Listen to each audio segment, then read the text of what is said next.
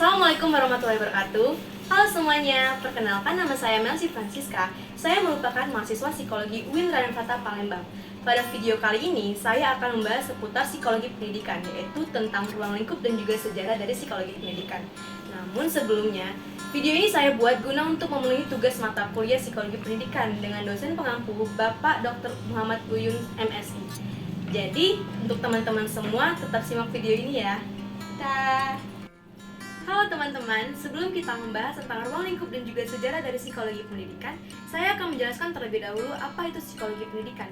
Psikologi pendidikan itu terdiri dari dua kata, yaitu psikologi dan juga pendidikan, di mana psikologi itu merupakan ilmu tentang jiwa atau ilmu jiwa yang mempelajari perilaku manusia, sedangkan pendidikan itu adalah memelihara atau memberi latihan. Jadi, psikologi pendidikan itu yaitu ilmu yang mempelajari tentang belajar, pertumbuhan, dan juga kematangan individu. Untuk penjelasan lebih lanjutnya, untuk teman-teman tetap tonton video ini sampai habis ya. Oke, selanjutnya kita akan membahas tentang ruang lingkup dan juga sejarah dari psikologi pendidikan. Bagaimana sih ruang lingkup dan juga sejarah dari psikologi pendidikan itu? Yuk kita bahas. Ruang lingkup psikologi pendidikan. Ruang lingkup dari psikologi pendidikan itu adalah mempelajari semua tingkah laku manusia yang terkait dalam suatu proses pendidikan. Manusia yang terkait dalam proses pendidikan adalah tenaga pengajar dan peserta didiknya, seperti tingkah laku belajar dari siswa, tingkah laku mengajar dari seorang guru, dan tingkah laku mengajar belajar yang terjadi akibat adanya interaksi antara guru dan juga siswa. Adapun ruang lingkup psikologi pendidikan itu antara lain, yang pertama pengetahuan, di mana guru atau pengajar perlu memiliki pengetahuan tentang metode pembelajaran dan pengetahuan lainnya tentang masalah yang mungkin ada pada peserta didik. Yang kedua yaitu pembawaan, maksudnya yaitu pembawaan yang dimiliki seorang pengajar sebagai gaya penyampaian materi, konsep pengajar selama berada di kelas. Yang ketiga itu proses-proses tingkah laku. Yang pertama, perubahan perilaku karena pertumbuhan dan perkembangan. Yang kedua itu perubahan perilaku karena belajar merupakan faktor yang penting dalam pembelajaran. Yang keempat yaitu hakikat dan ruang lingkup belajar. Hakikat dan ruang lingkup belajar mengacu proses pembelajaran seperti interaksi, materi yang diberikan kepada siswa. Yang kelima yaitu perkembangan siswa. Perkembangan yang positif dari siswa dapat dilihat dari kemajuan siswa dalam interaksinya maupun intelijensinya meningkat ke arah yang baik. Yang keenam yaitu faktor yang mempengaruhi belajar. Faktor yang dapat mempengaruhi belajar itu bisa terjadi oleh situasi belajar. Yang ketujuh yaitu pengukuran pendidikan. Pengukuran pendidikan itu merupakan evaluasi yang dilakukan terhadap peserta didik setelah mendapatkan proses pembelajaran.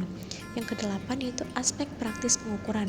Aspek praktis pengukuran itu merupakan alat ukur yang digunakan untuk mengetahui perubahan perilaku siswa hasil dari proses pembelajaran. Yang kesembilan yaitu transfer belajar. Pembelajaran dengan sistem dari interaksi yang baik dan positif dengan komunikasi yang menyenangkan antara guru dan anak didik menyebabkan anak didik menerima ilmu yang diberikan dan menyukai gurunya. Yang kesepuluh yaitu kesehatan mental.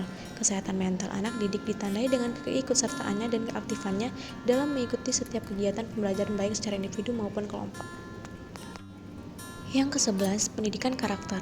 Karakter psikologi dibentuk dari budaya yang diterapkan selama masa pembelajaran di bangku sekolah oleh pendidik. Yang ke-12 yaitu kurikulum pendek.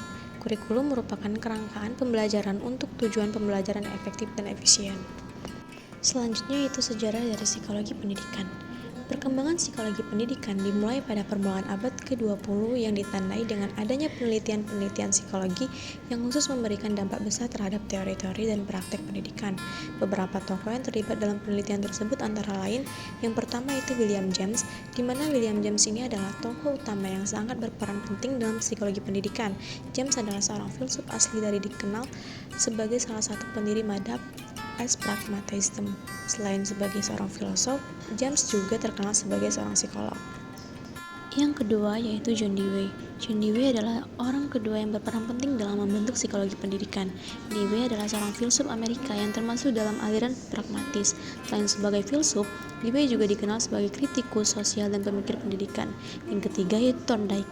Thorndike adalah seorang psikologi Amerika yang menghabiskan sebagian besar karirnya di Teachers College Columbia University.